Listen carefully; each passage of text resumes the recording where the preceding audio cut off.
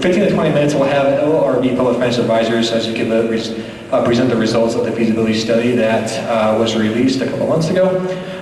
And then we will turn it over to public comment. And then after, we will respond to the questions that you either submitted using the Google Forms portal, or if you would like to go old-fashioned, we do have some note cards and pens near the bottom right here, and then after the public comment section has been completed, we will gather all the questions, and that will be the, we will close the opportunity for you to ask questions for the feasibility consultants. But the initiation of the Ogden Valley Incorporation process, the request for feasibility study was filed with their office on April 14th, 2023. On August 8th, 2023, Lieutenant Governor's Office commissioned LRB Public Finance Advisors to conduct the feasibility study. And then on December 7th, 2023, the feasibility study was released by LRB Public Finance Advisors. But LRB found that the proposed Ogden Valley boundary is financially viable, allowing the incorporation process to proceed, which is why our office is holding this first public hearing. So kind of give a background on the requirements for the first public hearing. We are required to hold that within 60 days after the release of the feasibility study. The consultants will present the results to the public. A map of the proposed boundaries is provided. It is on page 5. Study. If you want to scan that QR code that was handed out, it will allow you to download that feasibility study copy, which is on page, or the boundary map is on page 5. And like I said, the public will have the opportunity to express views on the proposed incorporation. And then after, the public may ask questions directly to the LRB Public Finance Advisors. Again, ask questions or submit questions using the Google or the QR code that has been handed out. If you scan that with your phone, it will direct you to a Google form where you can submit questions. Or if you want, we'll have the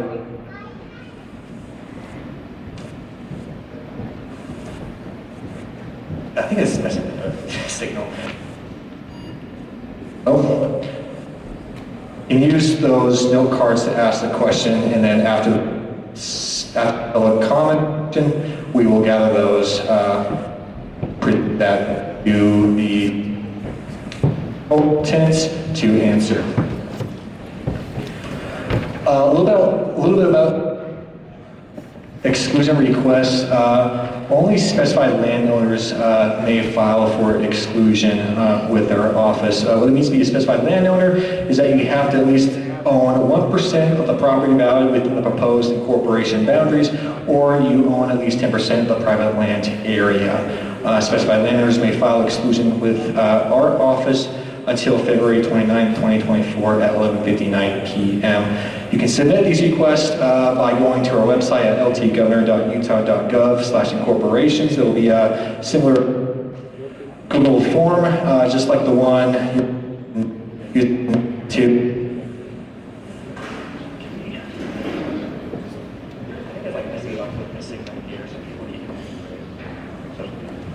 Okay. Yeah, as long as we don't have any people in this, I don't know why. As long as we don't have them there, that'd be great. Oh, maybe that's why. Oops.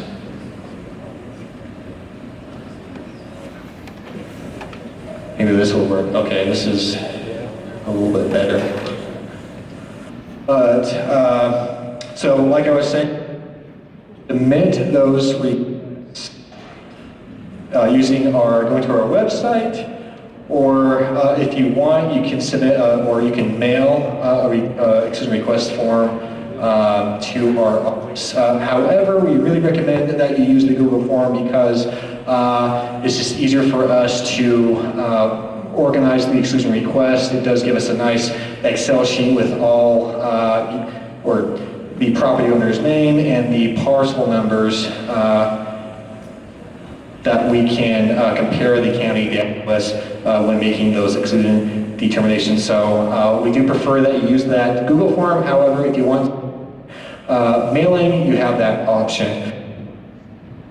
But after February 29, 2024, at 11:59 p.m., there will be no exception to file exclusion. So you have the 30 days starting after this public.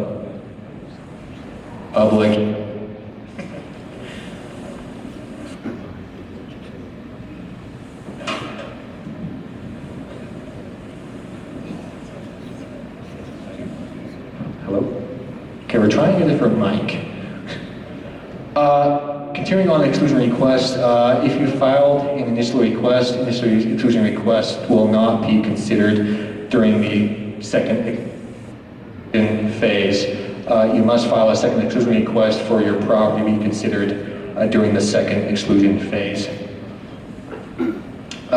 Next steps with this incorporation process, again, the second exclusion phase, after today you'll have, if you wish to exclude or file exclusion with our office, you have 30 days to file.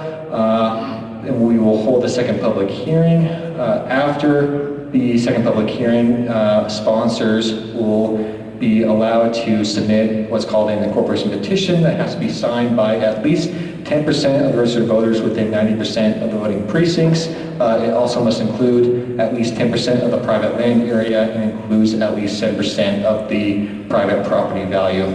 If the petition goes through, we will move on to the election phase. It will have to be 95 days, at least 95 days after the petition has been certified by the Lieutenant Governor's office. It will either take place the next general election, which is the first Tuesday of this year, 2024.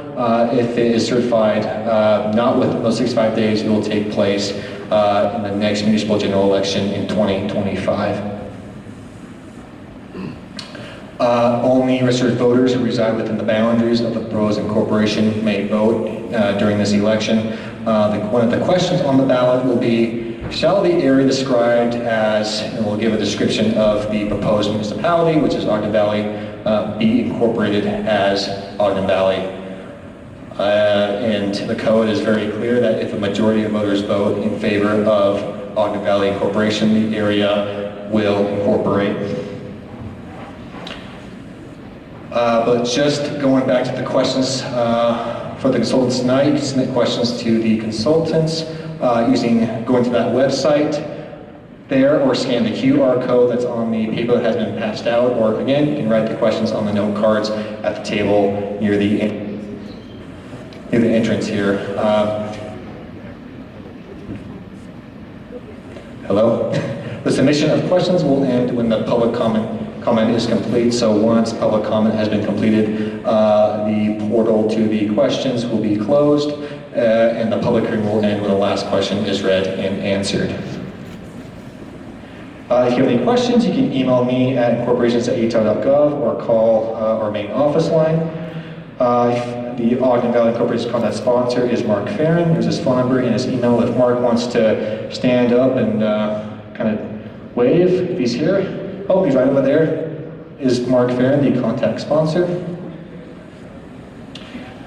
Yeah, it is incorporations@utah.gov. I'll leave it up there for 20 seconds if people want to take a picture.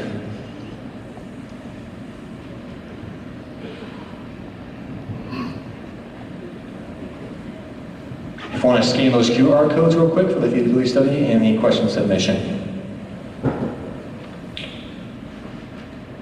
But we will now turn it over to the LRB Public Finance Advisors to give their presentation of the results of the feasibility study.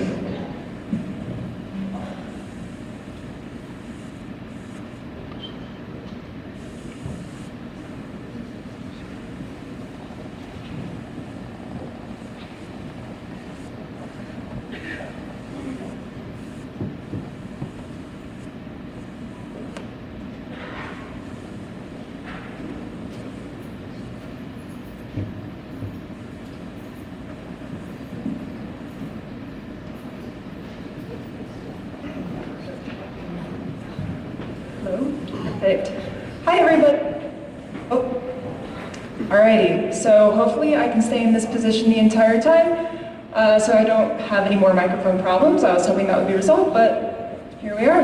Thanks again for having us. As Jordan said, from LRB Public Finance Advisors, and we were tasked with completing the feasibility study. My name's Logan, and I'm here with Fred, and we worked on study.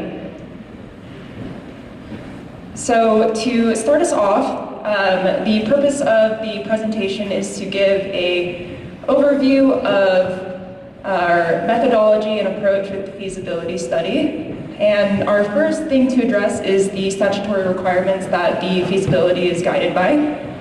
So section 10.2a requires that the feasibility study includes population and population density, current and projected 5-year demographics and the tax base, current and projected 5-year costs and revenues, risks and opportunities that may affect the actual costs and revenues, new revenue sources, and projected tax burden and fiscal impact of the incorporation. Another key assumption that is guiding the feasibility study is that the proposed municipality provides a level and quality of municipal services that fairly and reasonably approximate the level and quality of municipal services that are provided to the area of the proposed area at the time the feasibility begins. So we will be referring to this concept a lot of ensuring that the same level of service that is currently provided is perpetuated into the future, as this is what is guiding our principle of the feasibility study. Another statutory guidance that we have is that revenues must exceed expenses by an average of 5% over the 5-year window of the study in order for the process of incorporation to proceed. Since we're all here, this was met in our feasibility study. So to quickly go over our demographics, we first get the UPC, which is the Utah Population Committee, their determination, and then we build based on that off of assumptions. So the UPC estimated that Ogden Valley had about 7,274 people in 2022. We then calculated a historic growth rate and applied that to our current and future projected demographics. Households, how we calculated that is a very similar way that the UPC calculated population, and that we used census data and analysis to approximate the households. So to briefly go over some boundary components, this is the original Ogden Valley boundary. And as you can see here, there are some partial parcels as well as some federal parcels. And so, when there are federal parcels, Utah code requires that if there is federally owned land, there are 2 components that must be met in order for the area to include those lands. So the first being incorporating the land is necessary to connect those areas, and they share a demonstrable community interest. And the next is excluding that land from the incorporated area would create an unincorporated island within the proposed municipality. So as a result, this is our recommended boundary to meet those statutory requirements on federal parcels.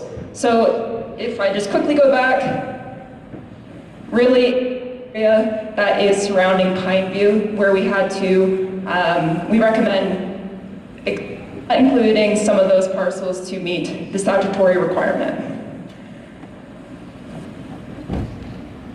In addition to federal parcels, there are some state-owned parcels as well. We received some feedback for those who did have an opportunity to read the feasibility study from the DWR discussing the Middle Fork Wildlife Management Area. And something to note is that how I pointed out how there is very specific statutory requirements for federal parcels. There isn't any existing code at least within the section that the feasibility study is guided by, that warrants the removal of those. However, the financial feasibility of the area nor the population count of the area would be affected if we did exclude those. So this is just another boundary to consider without the WMA. So to move on to the financial model that we did for this study, we first identified what the current services being provided by the County Municipal Services Fund to the area. These services are not provided or would not be provided by the incorporated government in our study, as they are instead provided by special service districts, private companies, and already existing services: water, sewer, fire and emergency response, and parks and cemetery. These are these that we did analyze in the feasibility study, and we identified these by looking at the Municipal Services Fund and what is already currently being provided. That includes general government services, so this is engineering, planning and zoning and building, law enforcement and animal shelter, animal control, roads and snow removal, garbage and weed control. So this is briefly our methodologies to determine what the acceptable level of service would be. So we calculated property tax based on assessed value and new growth. There we go. Calculated state sales tax by apportioning and point of sale, population and point of sale, in case you didn't hear me. Then for the class road fund, we did that based on lane mileage, building permit, and business license revenues were based on historical data provided to us.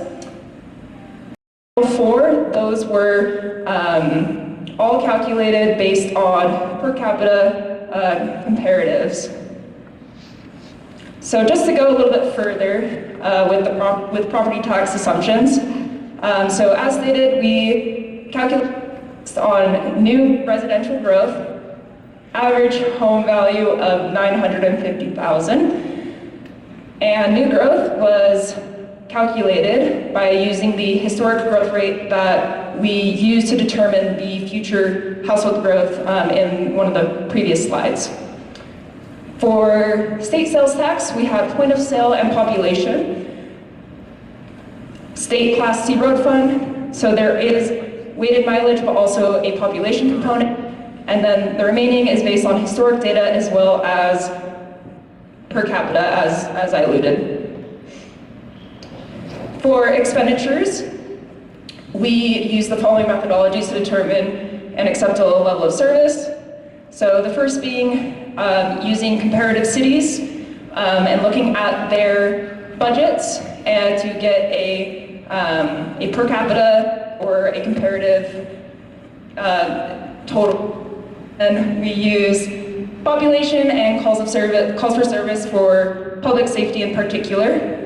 We made time and level service adjustments for general government in particular, and we were also sent what potential county contract estimates would look like as well.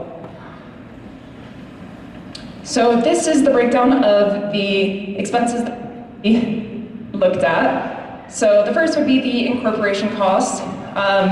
So we will be looking into this for our scenario analysis that I'll get into the subsequent slides. This also includes the estimated election costs and contract costs. General government, so this has four main components: administration, planning services, engineering, and building inspector. We also looked at roads and snow removal. And others that we looked at, we did this with a per capita basis or based off of county data that was provided to us. So law enforcement, animal shelter, and animal control, as well as garbage and weed control. So we looked at the fiscal tax impacts both on the County Municipal Service Fund as well as to the newly incorporated city if it were to incorporate it. So the two tables that you guys are looking at right now is the potential impact at the county level for the Municipal Services Fund. So potential lost revenue, so those are all revenues that instead of going to the county, they're now going to the city. And then that contract revenue would be what they are getting back through any contracts that the county would provide to the newly incorporated area. The tax impact for the Municipal Services Fund, we are looking at about an estimated impact on the median home. So that was with the assumption of the median home being at $450,000 for all of Weber County. So that's at $45. And the tax impact is illustrated below that. So impact amount per home, so in year one would be about $162 to the Municipal Services Fund in that first year. So again, if you guys had a chance to review the study, we included 3 different scenarios. And so this first scenario, we approximated what the impact would be if we included all of the incorporation costs per 10-2A-220, so that would be the incorporation costs as well as the election costs. We also calculated a one-time government building at $1.68 million. And we also included what an additional cost would be if the city acquired the road shop that is already in the city. And with these additional costs, in year one, the net revenue is $136,000. And overall, what we found is that matching the county's equivalent rate of that 0.00018 is sufficient, and that the revenues exceed expenses by an average of 6.7%. So that is that second line where we averaged those 5 percentages to get that 6.7. And as stated in the assumptions, we just needed to ensure that that was over that 5%. So scenario 2, we included the incorporation cost, took out the government building, but still kept in the road shop acquisition, and the findings were similar, and we found that revenues exceeded expenses by an average of 9.4%.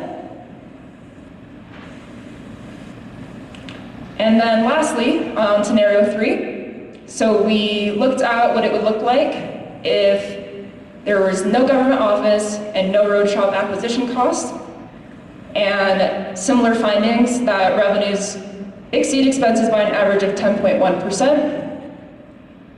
And just to add on to the county governing code as it is, so they would have to structure it to state and federal regulation. Additionally, several stakeholders pointed out in our stakeholder outreach that there will be some future bridge and stormwater capital improvement projects that were not included in the feasibility study. The reason that we did not include capital improvement project costs is because currently this is not being provided by the county, so it's a level of service issue, so we're concerned with maintaining that level of service. And also a capital improvement project, should the future and proposed city choose to do that, it will include the timing of the cost, as well as everything needed for that future capital improvement project. There's also some limitations with our sales tax estimates. We did all we could with the assumptions that we had, but the point of sales, there is some difficulty in getting that data at the address level for confidential. So we did not have access to address data for sales tax, so we had to make some high-level assumptions to get the point of sale based on general projections and assumptions. And lastly, inflation. Even though we do account for inflation in all of our projected expenses and revenues, it's always possible that it's going to be more pronounced than what we are projecting. So that is just also something to keep in mind for you all. And for the presentation part.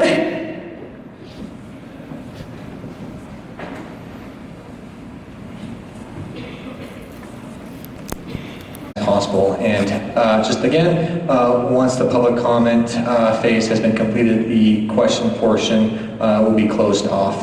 But if you have a public comment, feel free to approach the mic.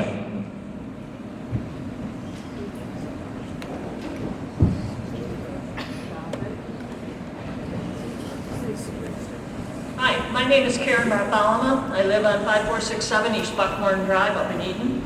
We've had a home up here for 10 years. While there is an Ogden Valley Planning Commission to review and approve development requests, the Weber County Commissioners have overruled the work of the Ogden Valley Planning Commission. An excellent recent example is the County Commissioners approving the Eden Crossing development when the OV Planning Commission did not approve since they needed more detailed information on the development. And the majority of Valley residents attending this meeting also did not want the Eden Crossing development to proceed. Many times, we are overruled from our Valley Planning Committee by those commissioners.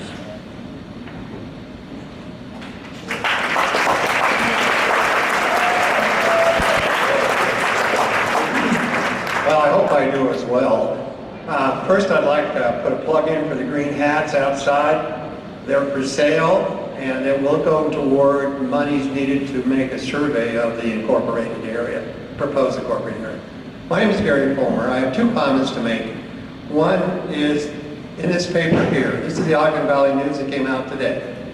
There's a little segment in here that Shauna was very great to put in. It talks about openings on the Ogden Valley Planning Commission. There are two.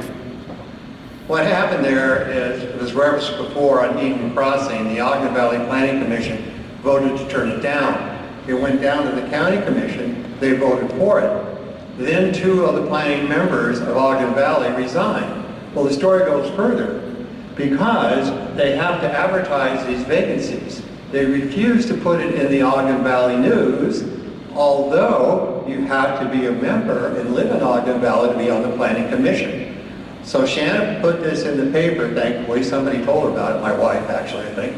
And so there it is, and it just shows you what they're really thinking about down in Ogden. My second comment has to do with West Weber County. You may be following some of this about the inland port discussion. They want to put in a satellite port on western Weber County. The initial discussion with the commission was 900 acres, pretty sizable. During that discussion, and there were many West Weber County residents there speaking against it, magically went to 9,000 acres, which was approved. If you don't believe me, talk to the people who run Valley Market. They live in West Weber County, and they can back up that story. That's what your county commission is doing. Thank you.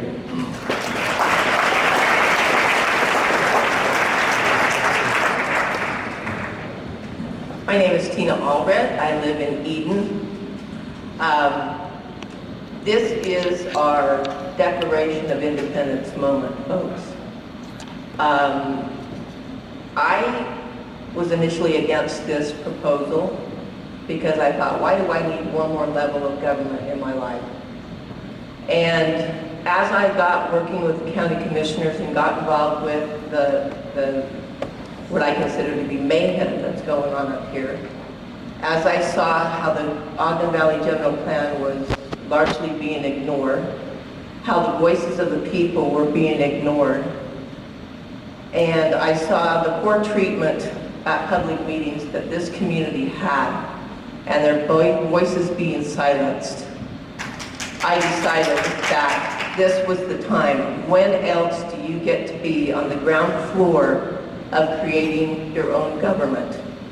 We will have much better representation. My understanding is that we will have the valley divided in 5 or 6 different areas. That means the people that will be representing you on the city council will be your neighbors, they'll be your friends, they'll be people that you know. And if we get a crappy government up here, it will be our own fault, but at least we'll have a voice. I've talked to the sheriff. I've seen things passed around that said, you know, we're going to have to pay out the nose for law enforcement. The sheriff has assured me that there is a menu of products that he can give to the new incorporated city. And we have the opportunity to get more law enforcement if we want it. And many of us have been wanting that for a long time. Have a little bit more law enforcement up here because it's the Wild West up here sometimes in the summer, as you guys know. We are not going to lose the deputies that are on the lake now. They are paid for by the Forest Service. And we're not going to lose the U.S. Forest Service law enforcement personnel that patrol the forest land up here. And we're not going to lose the DWR officers that have always been up here. But we have the opportunity to get more deputies. So I'm definitely in favor of it, and I hope you guys 30 take seconds. the opportunity to be in favor as well.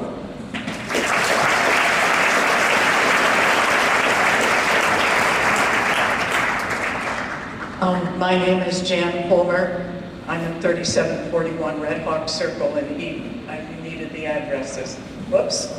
Okay. I and my husband have lived here full-time now for just about 17 years, and we moved here because we love this valley. We are not against development, but we want it to be smart, well-planned, and sustainable, and the type of development will allow us to maintain our community. I had the opportunity and the privilege to be asked to work with the consultants back in 2013 on the Ogden Valley General Plan. It was a great opportunity because I learned a lot about water rights.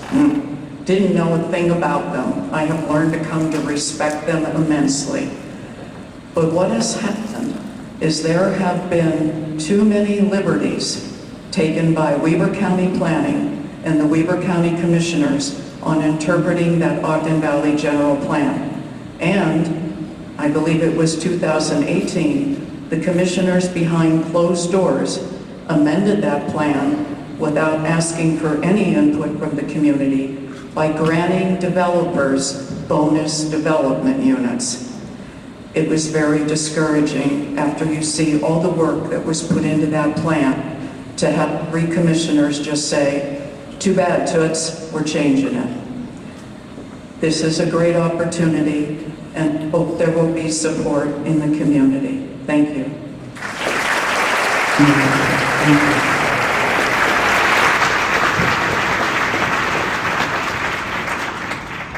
Good evening. My name is Hugh Baum. At 2497 North, Highway 166 in Eden. Been here for 30 years. December 5th, just a little over a month ago, we witnessed at the Weber County Commission meeting where 3,000 of you signed a petition to not approve Eden Crossing. Before Gage Force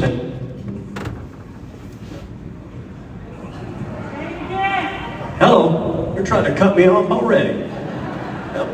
Weber County, here we go. So 3,000 signed that petition. Is there in this? Hello. With that being said, Gage Force the night before changed the rules. There could be 10 people speak for and 10 against, and we had to alternate. It's ridiculous.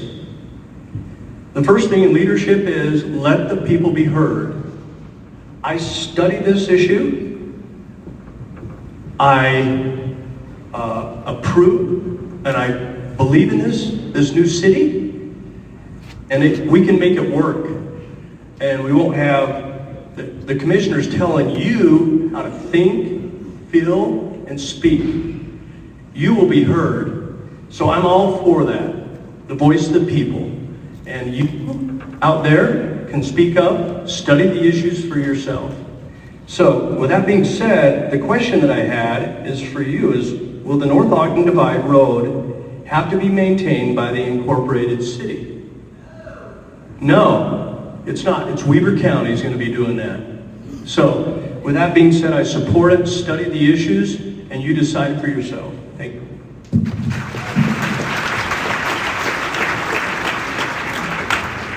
My name is Jeff Burton. I live just north of Huntsville.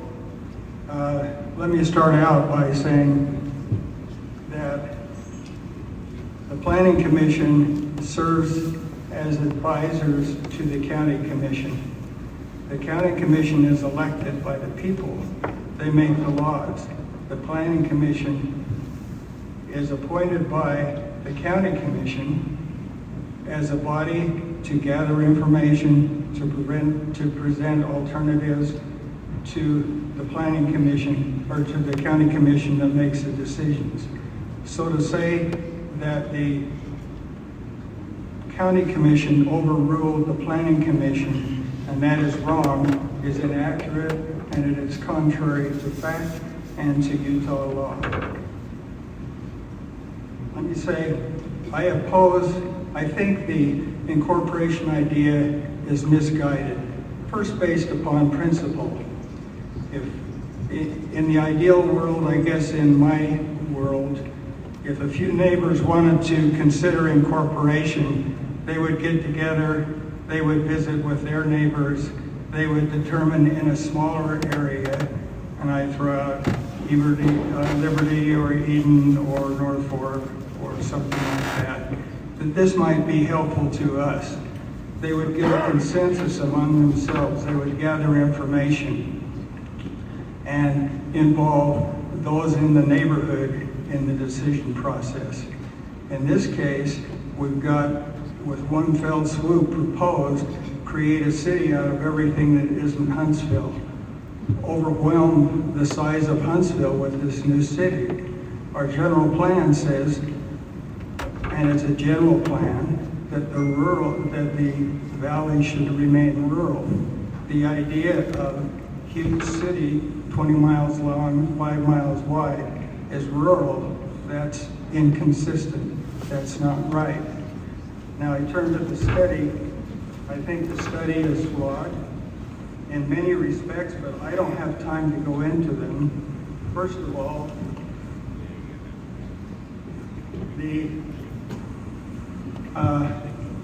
you can't stop growth.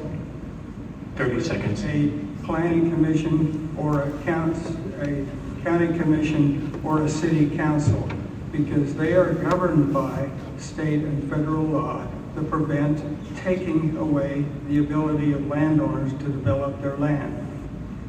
Second of all, as an example of flaws, the study projects costs for the animal... Time has expired, thank you. Animal control and sheriff... Thank you, time has expired.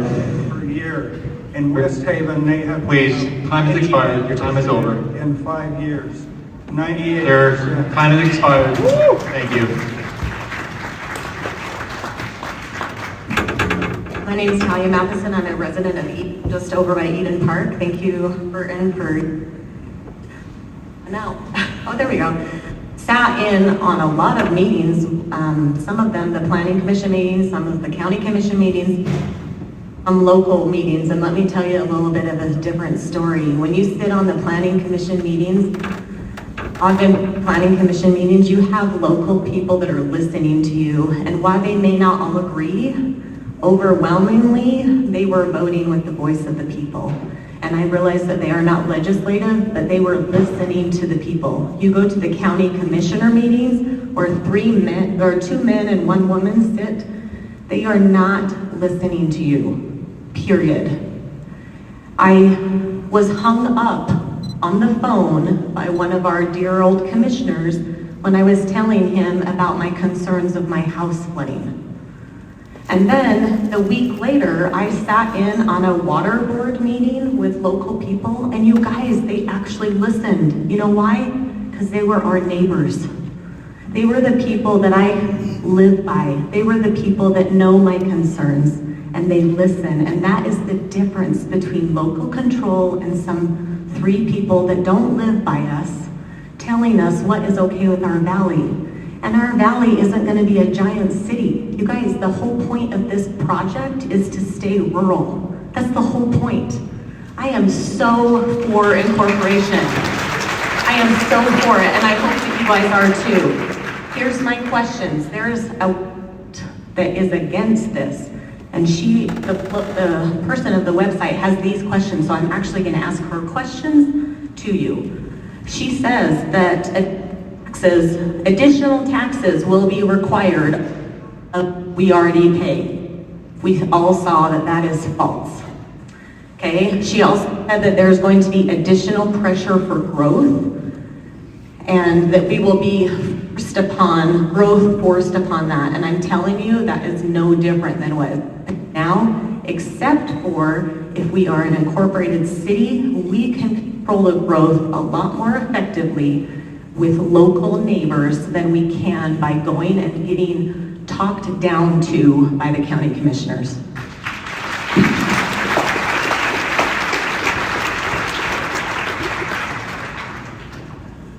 David Tanner. I've lived in Liberty for about 32 years. I wasn't going to say anything because years ago I got tired of it not making a difference, but I think I need to say something. Is that working? So years ago we had, and if I made mistakes, it's because it's been a while and I don't remember it great, but we had 3 different planning committees in the valley. We had Liberty Nordic, Eden, and Huntsville. And we would do, as is being done now, report to the commissioners, go to the county commission meetings. I was fortunate enough to, the Liberty Nordic one at the same time that Haynes Fuller was on the Eden one. And my greatest joy at going to those meetings was to sit and listen to Haynes. Because I've never heard anyone so eloquent, so intellectual as Haynes Fuller. He was amazing, but guess what? After it was all said and done, they didn't listen to Haynes either. The commissioners did what they wanted to do. And I saw so many times, so much frustration in this valley that they would not listen. So this isn't a new thing. And like I say, I got tired of it. I just distanced myself until this Eden Crossing deal. And I mean, you want to talk about the last straw. I mean, I got involved a little bit. I went to that meeting and they so condescendingly knew exactly what they were going to do. They wasted all of our time down there because they knew what they were doing. And I'm tired of it. A couple more points. I'd be curious to know if you guys have the answer to how much of the tax dollars come for Weber County come from the valley versus the votes. I mean, I've heard that, you know, we only have like 5% or 10% of the votes from Weber County, but much more of the income than that. You know, I have to agree that we would have a lot more input, we'd have a lot more influence, and I also think we could be a lot more efficient with our money if it was all going up here and not to the rest of Weber County. Thank you.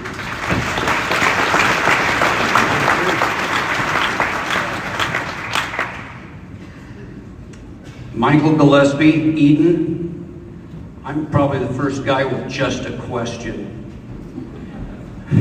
Regarding taxation under a new system, what would be the effect on 3 things? Greenbelt, circuit breaker, and disabled veterans? Is that a question?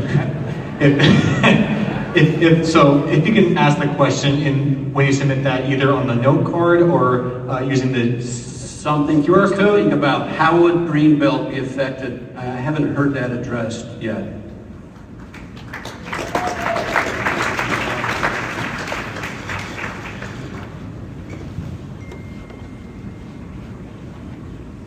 My name is Phil Eimers. I've lived for 30 years across the highway from the Diamond Peak Ski Shop, which 30 years ago, that was all that's there. Now it's hidden in behind the Mad Moose sailing shop.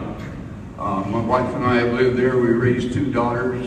They're long grown up. Now I got granddaughters that come up and like to ski down in our backyard. I attended the Kabuki Theater in December. That was a waste of everybody's time, since our inevitable county commissioners had already made up their minds before that little skit was put on.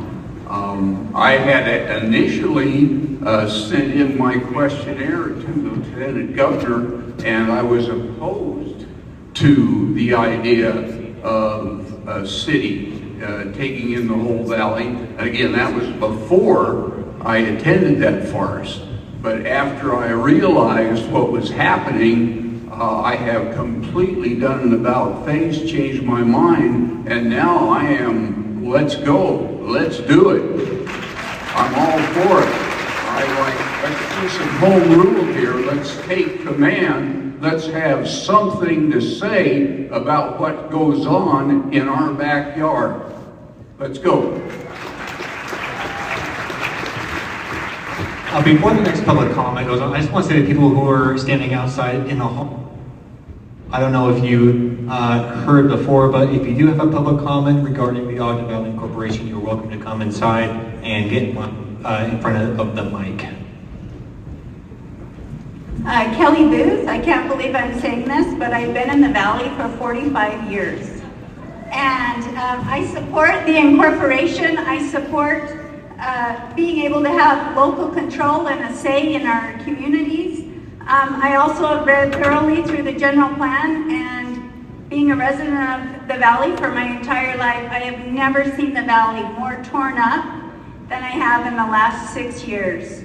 And I think a lot of it has to do with that transfer of development rights, that there's been liberties taken with the interpretation of that. And so I have a question. My question is, if Ogden Valley Incorporation is successful, can the new Ogden Valley create their own land use codes, zoning, and approve any rezone requests independent of any county interventions?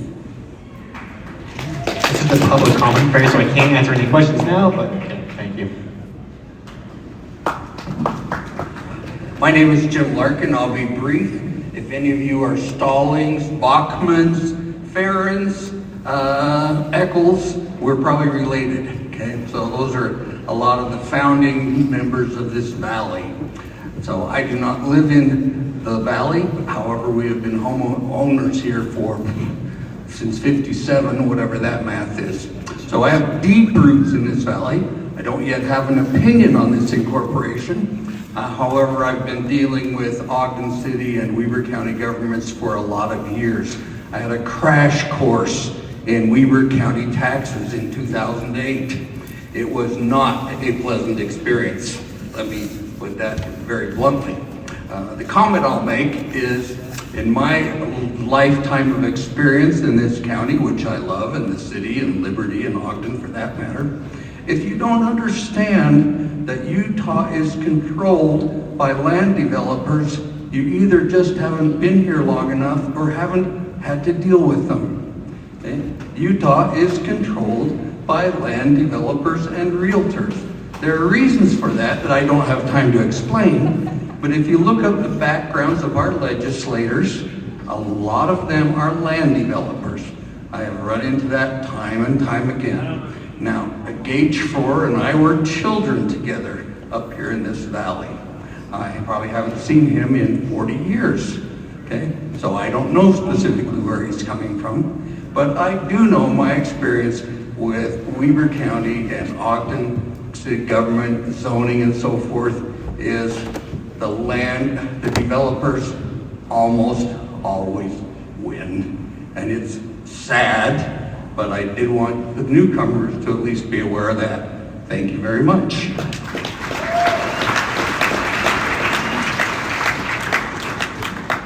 Good evening. My name is Miranda Menzies. I have the honor of serving as an elected member of the Wolf Creek Water and Sewer Improvement District. One of the questions that's been floating about is whether the water companies would have to merge. I don't believe that that's the case, but I would like to put something to test. Most of the water companies have elected boards, Would you please stand if you are an elected person on a board in the Valley?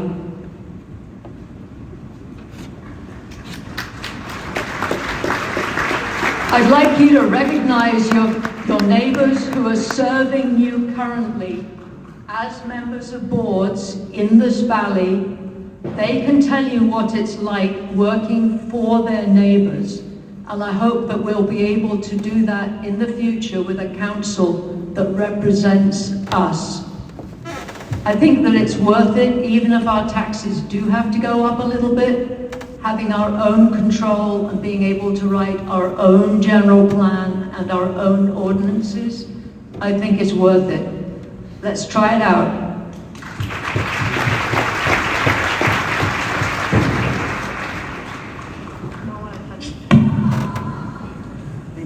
Okay, my name is Sarah Roundy. I live in Eden. My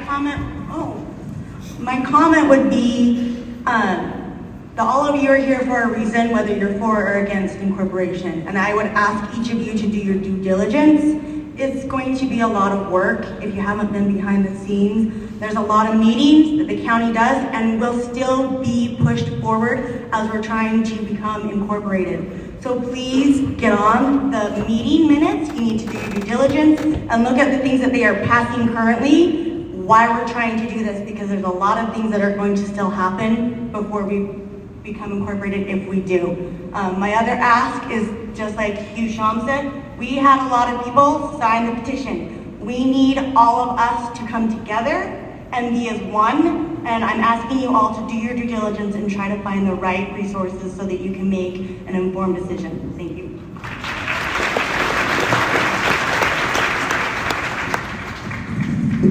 I'm not going to bend over. That's nice. I'm being blocked. Thank you, Walter. I'm Mike Walter. We live in the Bridges in Eden, and we moved here only 3.5 years ago. And we came from a small village in Long Grove, Illinois. It was founded by the Platte Deutsch, the German farmers, on a small four-way intersection. Now it has 4 stop signs. And it was a small village. I think there's probably around 4,000 people living in the village now. And to our east were high-density subdivisions by other villages. And I was hearing reports that, a city won't work here in the valley. I'm here to tell you it will. It was an all-volunteer village board. We can have an all-volunteer city government elected by our residents here. Long Grove was founded because people that had moved in and built their own homes, not on subdivisions, just all individually, found out that Levitt Brothers, you probably heard of Levitt Town in New York, little stamps of houses, rows and rows of houses. They were going to build all around the downtown area. Well, it wasn't the downtown, it was a crossroad with a general store. And they incorporated, and they said, okay, we have minimum 2-acre zoning. We've got 3 here, that's a good thing. We have a lot of, what they did was they zoned it, and they didn't have a general plan, they had a comprehensive plan. And I served on that plan commission for over 10 years. And it was eye-opening. We didn't have to deal with water rights though, near Lake Michigan. So the village had a very good attorney on retainer, and the developers came in saying, well, the next village will give us so many homes on so many acres. We need more from you. Will you do that? So we fought with that, and our zoning was never broken. We stuck with 2-acre minimum, and we had other subdivisions that were 3 acres or 5 acres, it depended. And we never broke our zoning, and that can happen here. The Plan Commission would recommend developments to the village board. The village board would sometimes disagree, and they just didn't know what a rule is. They went back to us, thank you. They came back to us and we discussed it some more, and we went back and forth on it, and we came up with something that was acceptable. They didn't ever just overrule us without any comment at all. Thank you.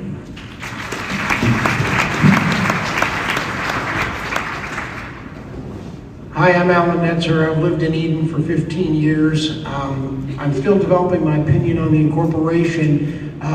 I don't have anything good to say about the Weber County Commissioners, so anything we can do to ensure they don't establish our way of life, I think that's a positive thing. So my only comment, and you tied into a question that was asked earlier, is how do we ensure that our incorporation doesn't get mowed over by the county commissioners from Weber like it has in the past? So we just have to be really sure that doesn't happen as we build our incorporation. Thank you.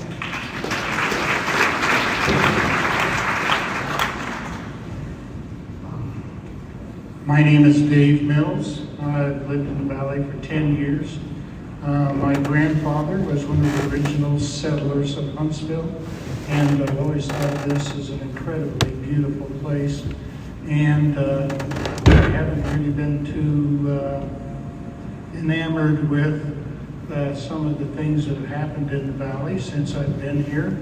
But just let me say that I think we, all of us here, and there's a lot of us, are suffering from taxation without representation.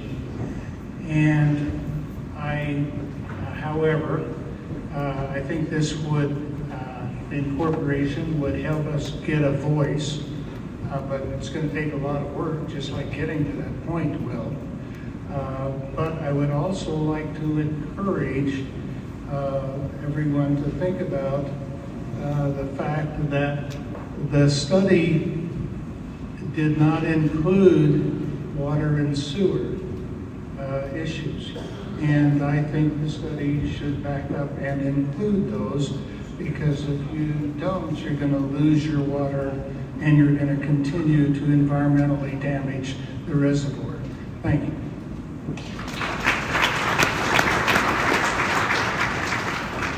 Hi, my name is Craig Orm. I been here 28 years, live just north of the Valley Market. I just want to put the warning out for the next big development coming your way. Currently around me, 17 acres, they want to put 163 short-term rental units, along with some retail. It's not on everybody's radar yet. This would be built around my current house and across the street, so that would be north of the current Valley Market and north of the new Valley Market. So there's our next fight.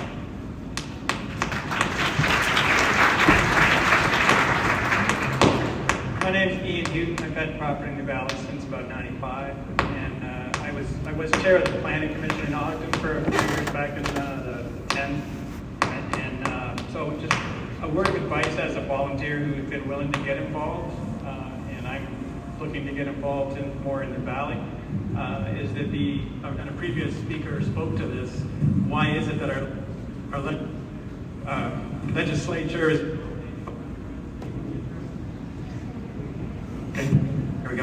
are dominated by state interests and developers, and all the committees that report to them are also that way. So this is what goes on in cities. The developers and the people in the industry are highly motivated. They're making money on it, and so if we sit back and don't get involved and think someone else is going to do it, guess who's going to fill in the gap? So we as community members have to look at the zoning board, the Board of Adjustment, the Planning Commission, and you need to fill those spots. We need to fill those spots and not leave it up to the people who are making money on your backs at your neighborhood's expense. Okay, so that's my comment.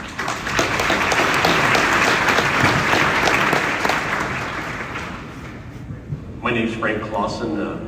I live or have some land north of Huntsville. And one of the things I've noticed when we do these incorporations is that there is an expense that needs to be done immediately, and that's a master plan. Because what happens is you start to get these pockets of developments that then are not integrated and incorporated into a master plan that really helps the development of the valley. There's going to be development no matter what you say. But if we have a master plan that we can have an input on and work on, that would be one of the things I would say, that if we do have this incorporated, that might be the first thing on your agenda.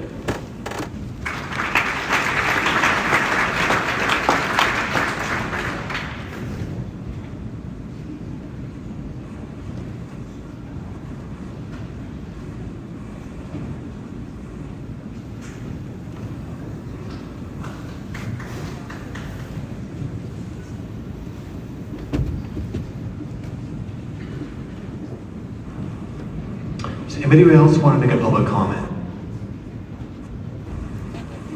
If you're up at the back, if you want to raise your hand and make a public comment.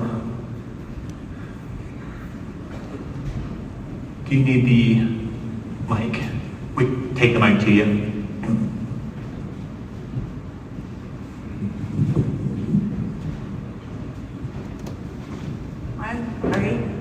My name's Sandra Tuck. We live at 4251 North, 3800 East in Liberty. We have bought a meat packing plant over by just in our neighborhood that's gone commercial, which shouldn't. It's illegal. I was on the planning commission when it was a real commission for 30 years. I was on the Board of Adjustment when it was real. I don't think they even meet anymore. But you've got to take into consideration that it wasn't just these three commissioners. You had Glenn Burton, you had, what's his name from out in West Haven, the farmer dairyman, and a few of them that have done a lot of work to make sure you don't get to speak. So that's one thing. Now another, do you like our school? Do you like Snowcrest? I was on the committee and we got Weber County to pay for it. The same with the elementary school. It got paid for by Weber County. So we have cleaned off of the county for a few things. Other things we might need to look into. That's all.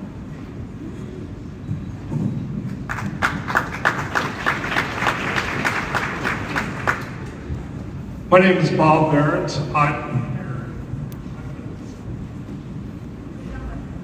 I lived here in the valley for 15 years. Love the valley. I'm very pleased to hear about the proposal to transition from county government oversight to a local city government.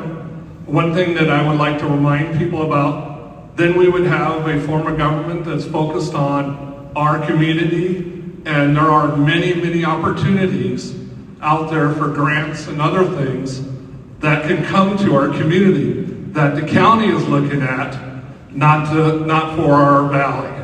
And it's a wonderful opportunity for us to not only build on what the county and us have done over the years, but to then bring a focus just to the valley. Thank you for the opportunity to speak today.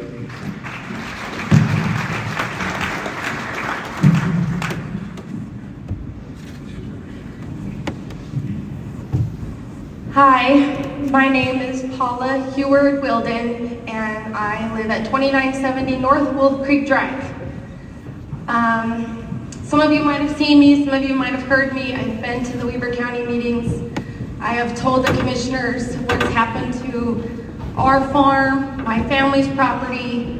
It's been in the local paper several times as we've experienced property damage, loss of our fence that was the property line that we've owned for 80 years.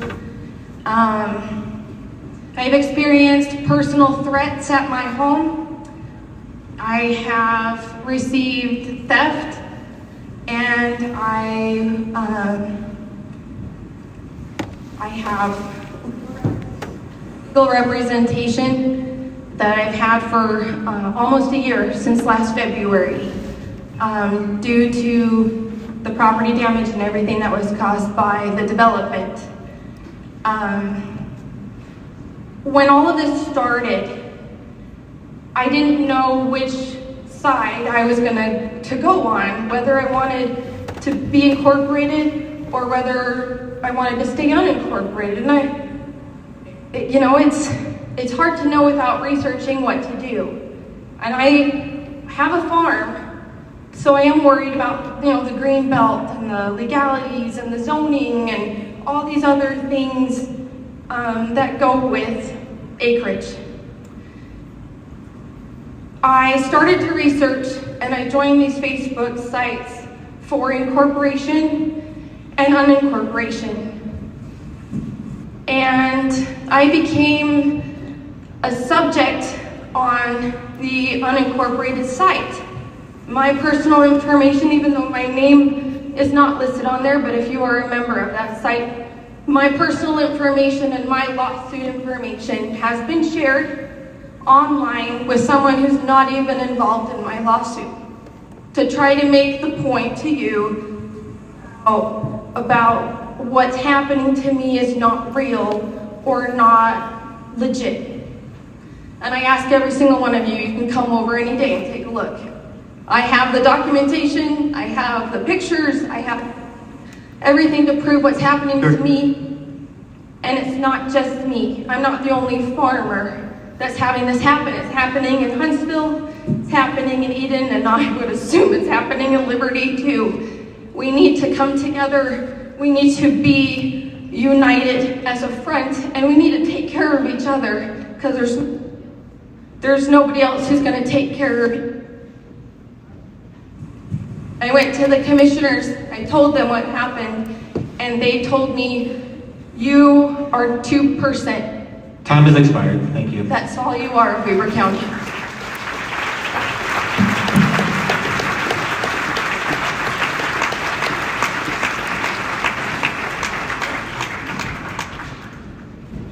Is there anyone else who wishes to public comment?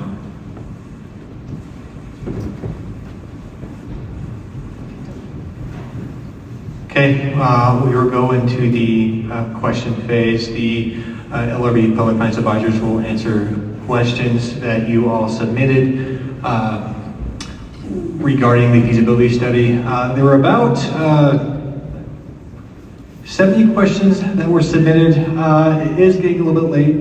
80 questions, they say, so that is quite a lot. Applaud you for answering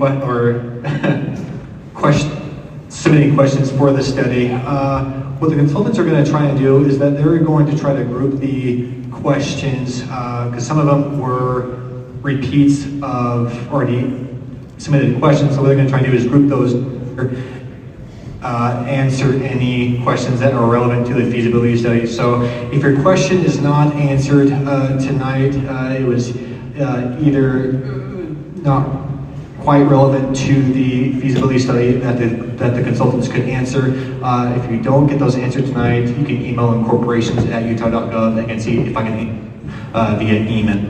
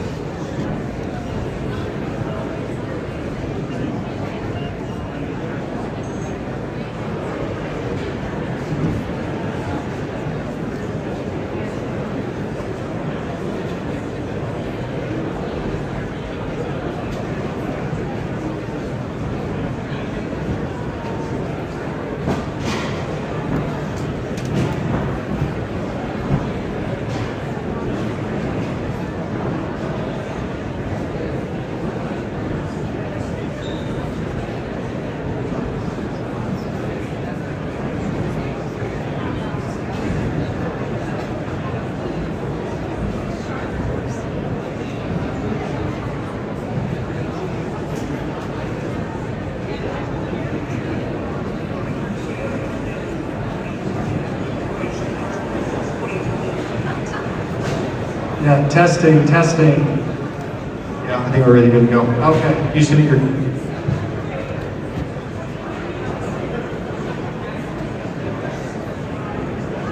I would know before the results. We can let them, we have to let them answer questions. It won't be in the official minutes, it'll be in like, yeah, audio recording. It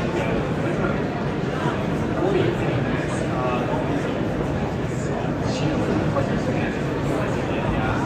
It'll be a second public. Real quick, I'm going to take an opportunity to address the questions that have been posed as part of the process here. I'll also highlight what Jordan has already indicated, which is we will do our best to respond to the questions this evening, but we will also go back and respond to each question in the Google Doc sheet, so you'll be able to see that. You can get on that document, see the response, and pose additional questions. So if our answer leads to another question, feel free to ask that, and we'll do our best to get to that as part of this process. Jordan has also requested that we respond to one question per individual in the interest of time. Again, we will respond to each question in the Google Doc sheet, so I don't answer all of your questions. Look at that sheet. I wanted to start with a question that has kind of had been asked multiple times in different ways, which is, how is the boundary determined? And how were certain parcels included or excluded? The feasibility study did not address the boundary other than what was shown here, which is the exclusion of federal parcels or the adjustment of boundary as a result of creating islands or narrow peninsulas within the study area. So we did not look at including or excluding specific parcels other than what was identified. So specific questions relative to who was included or not really has to do with the petition sponsors and the original boundaries that they drew. Another question has to do with service provision, and it's been highlighted in several comments and addressed indirectly and somewhat directly, which is what happens to water, what happens to sewer. Again, as we identified, those districts, special service districts and companies will remain in place. So that is not adjusted as part of our study. And that governance structure, representation, and outcome of that all is embodied in that governance structure. So we did not change that. And the consequence of that will remain. We did not address any fluctuations in water rights or levels of service as it relates to that. And so that several questions were asked as it relates to that. Alrighty, and I'm going to be as succinct as possible.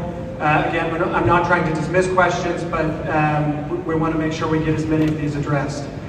First question, what will be the impact to our property tax assessment if incorporation is approved? We identified that in the study that essentially, based on the assumptions, the current levy is sufficient to generate revenues over expense. That is the property tax impact. So the current levy is perpetuated. The current municipal services fund levy is perpetuated. Is there a historic understanding of whether these studies have resulted in an effective prediction of success? No. Why is the North, I addressed that, that's the inclusion or exclusion of a parcel. Your revenue model relies for the majority of the revenues coming from property taxes and growth, yet there is no water for growth. The hydrologist report suggests a capital expenditure of $6 million to furnish the water to allow the growth. If there is limited growth because of lack of water and limited revenue, is incorporating still viable?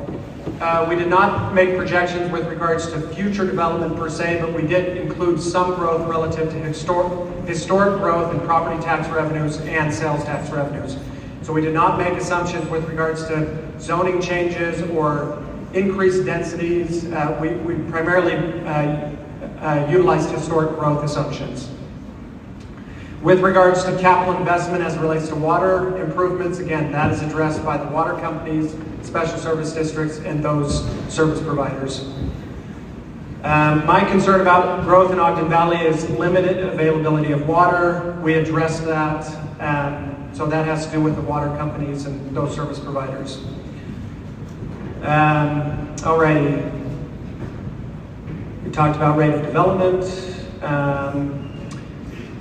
There's a question, and there's also a note here relative to pasture land, agricultural land. Again, that is really a state policy. We do not assume that changes under the incorporation. So qualifying for agricultural exemption would still be available relative to the state requirements and that policy associated with meeting those requirements. So we didn't really address that. But that does highlight another general question that has been addressed in public comment as well as in the question board, which is land use authority, zoning, planning, and where does that fall? Once incorporation, then land use authority, planning authority, the general plan, all of that falls under the newly incorporated city. So that's where that authority is.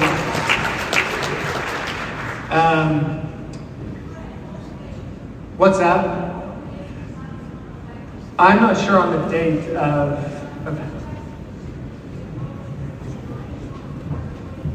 we can check that with regards to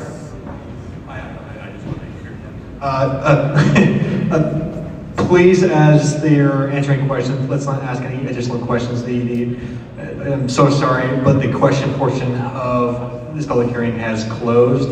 So, and we just kind of have to let the consultants answer the questions that were submitted. So, thank you. Sorry, I'll try not to respond. But yes, submit if you have a question come up as I'm discussing this. Remember that you can submit that on the Google Doc sheet, and we will explore that. Another success rate. Where would funds come from in the event of a major earthquake? I do not know the answer to that. Can the name Ogden Valley be changed once approved by election? I do not know.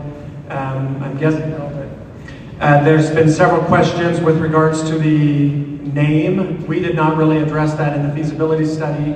That's outside of what we're doing. Okay, so the reason for the proposed incorporation in the feasibility study was general concerns with Weber County's development decisions. With 100 years of decisions to point to, why do the incorporates not describe why the incorporation is necessary? Why are we not better off with Weber County, the devil we know? We really looked at the financial feasibility in our analysis and boundary feasibility, so we've not really addressed elements to purpose. How are schools funded, and will this change? No, that is a separate tax levy and a separate funding structure. We are in unincorporated Huntsville and have independent water and sewer. We discussed that, so that will remain in place.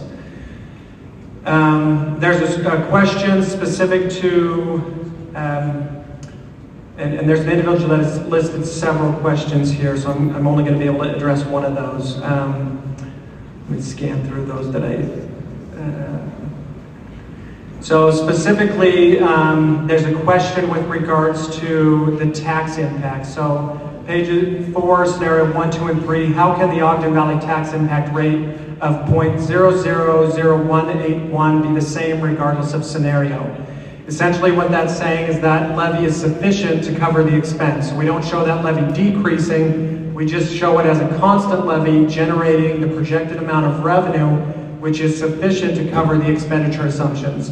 So what we're really looking for in these studies is if there's a deficit, then that tax levy would increase, showing a tax impact on the taxpayer. So we're showing that as consistent. You don't need a tax increase based on the assumptions in the study. Alrighty. Next question. Based on the current and projected population of proposed Ogden Valley, would it be required to follow the state law regarding affordable housing? I believe so. There's this, the population would be above the threshold relative to affordable housing.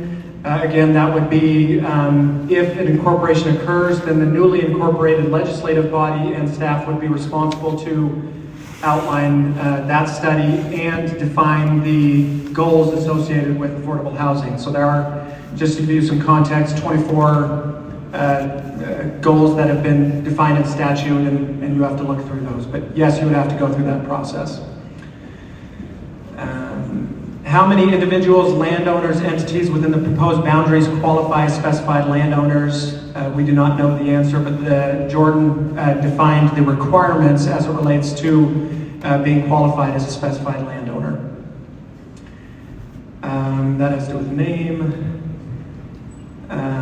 So how can all the options listed, and we addressed this, how the options all have the same tax rate? Again, that tax rate is sufficient to cover the expense, so we're not showing an increase in that tax levy. We addressed the question, plowing the North Ogden Divide, that is outside the boundaries of the proposed incorporation. Sewage treatment, again, that remains within the providers, so that's outside of the provisions in our study. There's a question with regards to the form of government, strong mayor, strong city council. That will be decided by post-incorporation, so we did not address that. Will our taxes after incorporation be given to the incorporated area government or a portion also to Weber County? There are other questions as we scan through this associated with the county's tax levy. So it's important to note that there are two specific tax levies. There's the county's general fund tax levy that will remain in place. That affects all of the county. Then there is the municipal services fund tax levy. That is the levy and service that we addressed in our study. That is what we're showing would be transferred to the newly incorporated city and remain within the newly incorporated city. So that property tax would remain with the newly incorporated city, as well as any sales tax revenues, building permit and planning fees, and the other revenues that we showed. Those go to the municipality, the newly incorporated municipality. The general fund, the county's general fund levy would remain in place. That is assessed across the county and would not change. There's a question with regards to timeline regarding governance. We'll address that. We need to look into that.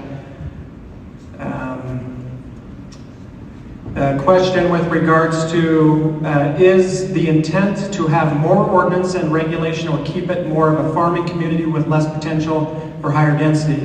Again, we did not address policy in this study, but just to reiterate, the legislative body, the newly incorporated area would be in charge of land use policy, but we did not address any changes to that or specific changes in our study. How many acres and approximately what property valuation is required to qualify as a specified landowner? Logan, if you'll just look at that one, again, we can highlight that. It's the 1% of assessed value of all property within the boundaries of a proposed incorporation, or 10% of the total private land area within the boundaries of the proposed incorporation. So that's how you qualify as a specified landowner. Does this impact current, future approval of Eden Crossing? I don't know the answer to that. Let's see. Why the three scenarios? Would we not need a government building or a road building? So the reason we included the three scenarios, again, is often there are uncertainties with predicting the future. And so we look at all of the data that's provided to us to the county or by the county and service providers, as well as the petition sponsors and other stakeholders. And we look at scenarios to address those options. So that's why we have the three scenarios. In the event that the newly incorporated area is able to find, for example, as was referenced, volunteer support or space donations or grants, we look at that in our scenario analysis and evaluate those to try to evaluate that 5% threshold. Again, does the revenues projected exceed the expenses by, on average, greater than or equal to 5%? And so that's the purpose of those scenarios. What benefit do I as a homeowner gain by incorporating? What I see is 3,700 homeowners taking on the tax burden for the most highly used recreational area in Weber County. We did not address any sort of SWOT analysis or benefits necessarily. In our study, we highlight the financial feasibility as well as the risk, some of the risks that we can identify as part of our study. And that is the extent of what we've looked at. Why is Powder Mountain and Snow Basin property excluded? Again, we addressed that. That's really outside of our study. We did not look at inclusions or exclusions other than federal parcels and potential islands. Would scenarios without government building be feasible? We discussed that. That's shown in our scenario 3. The answer being yes, based on the assumptions. When we exclude that cost, obviously it produces a higher benefit of revenues over expense. Alrighty, let's get to what are the potential sources of revenue not noted in the feasibility study that could be gleaned by incorporated Ogden Valley? So we highlight that in section 7. There's potentially transient room tax, franchise tax, debt financing mechanisms that we didn't explore, grants, impact fees, and fees for service. So ensuring, for example, that all of the fees that are assessed for planning, engineering, and building permits capture the full freight of that cost. So doing that type of study could generate additional fees or revenues. In addition, the allocation of fund balances. So we do not address the county's existing fund balance and any allocation of that fund balance to the newly incorporated area should you incorporate it and request some of that fund balance. So we do not include any of that. Let's see, what will the final, let me see if I addressed that. If Ogden Valley is approved for incorporation, will our mailing address city change from Eden to Ogden Valley? I do not know the answer of that.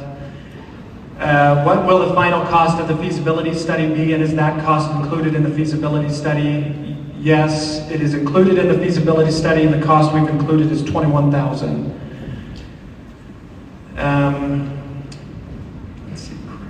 When I look at my property tax bill and consider costs for the judicial system, courts, jails, etc., the only taxing entity that seems to make sense to pay those costs is the county. But I don't see those costs in the feasibility study. Again, that is not included as a municipal service. Likely that cost will remain with the county.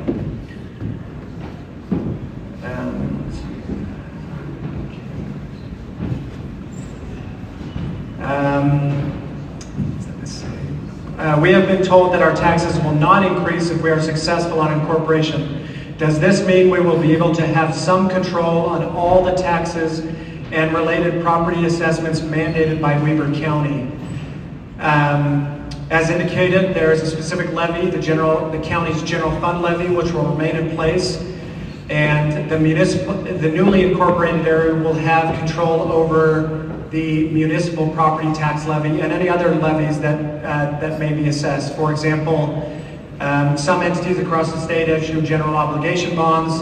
There's a specific levy associated with that would be directly controlled by the newly incorporated area.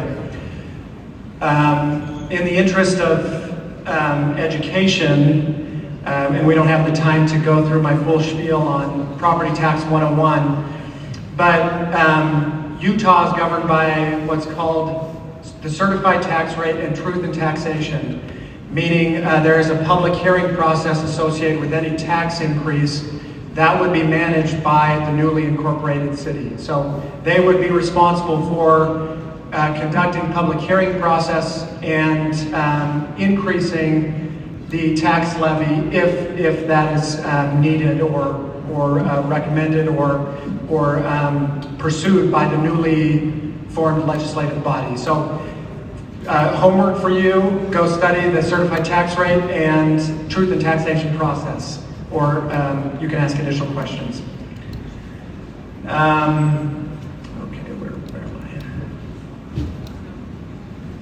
When doing the feasibility study, were current road conditions taken into account? Many roads are in need of repair.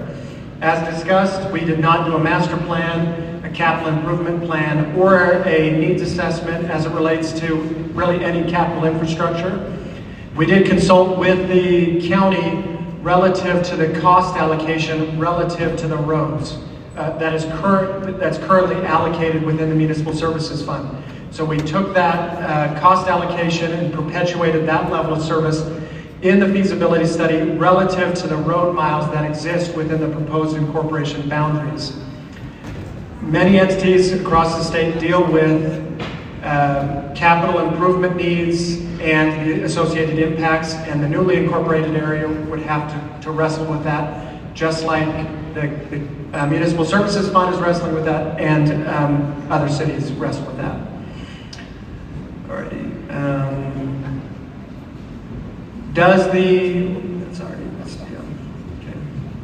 The map is vague on the south side of the lake. Will Lakeside Village and escapes at Edgewater townhouses be included? That's something we'll have to look into.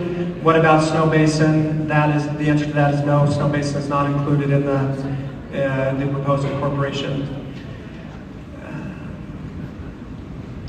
So there's a specific question as it relates to how much of the tax dollars were from property tax, how much was from estimated sales tax, how many of our residents are spending their money for goods and services outside of the proposed boundary area. With regards to the allocation of sales tax and property tax, you can see that in the feasibility study on page table 5. Is that? Okay. We'll provide the actual table. It does show the taxes at a high level, so table 5.16. Property tax, $474,000 and some change. Sales and use tax, $1.9 million approximately. And then the other revenues there for a total revenue in year one of slightly under $4 million. How many Utah, we already addressed this question associated with success rate of feasibility studies and how many have gone through this process. Question, what role did the Weber County Commission play in the incorporation? I can speak to the feasibility study, just our role and interaction with the county. We reached out to the county directly with regards to information, data needs, level of service questions, and that helped inform the study. We did not have any direct contact with the county commission in any way with regards to the feasibility study. It was with staff, and then our independent review of budget documents and level of service and our comparison cities. We also reached out to the petition sponsors to also get their feedback and stakeholders relative to our assumptions. There are questions with regards to legislative governance, again, determination of precincts or representation. Again, we did not address that in the feasibility study. That would follow post feasibility study. Okay. Again, some questions with regards to timing of ratification, which we'll address following the meeting. How were the boundaries, we addressed that, a boundary determination. What's that? Okay. Let's see. There's a question with regards to who audits your assumptions and data. Is there a third-party review process? Yes, we have to, once we prepare a draft, we have to present that draft to all the stakeholders identified in statute, solicit their feedback, and modify as needed based on their input, which includes the county, or other stakeholders. Yes, all the special service districts, service providers in the county.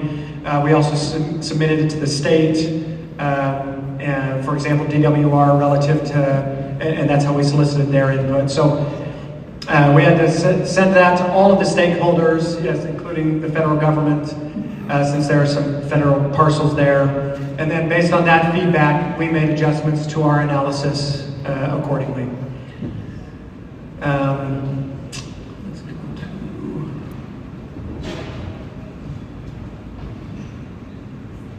okay, so again, a question regarding planning authority and authority that falls to the newly incorporated area.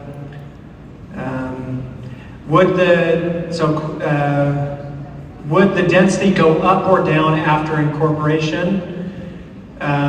Again, that is a land use policy that would be decided based on the new legislative body and newly adopted ordinances and zoning policy.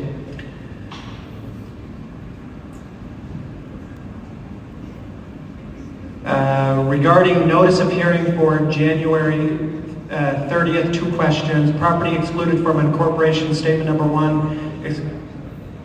Exclusion of their property does not leave in an unincorporated island. What does it leave?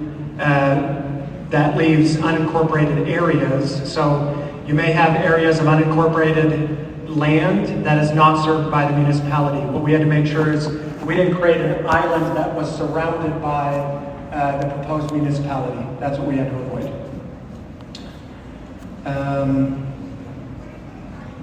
There's other questions there that we'll address later by the same individual. If we incorporate, what would the cost and process be to unincorporate again and go back to the county? I do not know the answer to that. There has been an example of that though in the state. Cedar Highlands incorporated and then unincorporated in a subsequent year or two after that. Alrighty. Last set of questions. We addressed that one. The factors you used for taxation in the feasibility study does not add up to my current property tax. Oh, yes, if you look at your tax bill, there are several taxing entities that make up your combined tax bill.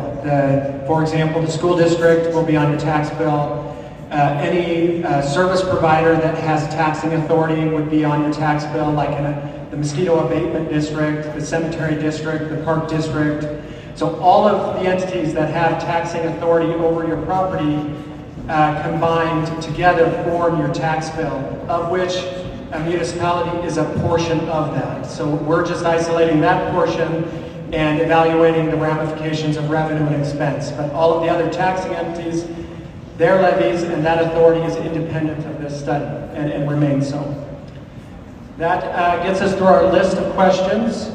Again, if you have additional questions which we did not address or I did not address one of the questions you put on this list, we will be going back through that list and providing a response to each one, and we will watch for additional questions that you submit and provide a response to that in preparation for the second public hearing. Thank you.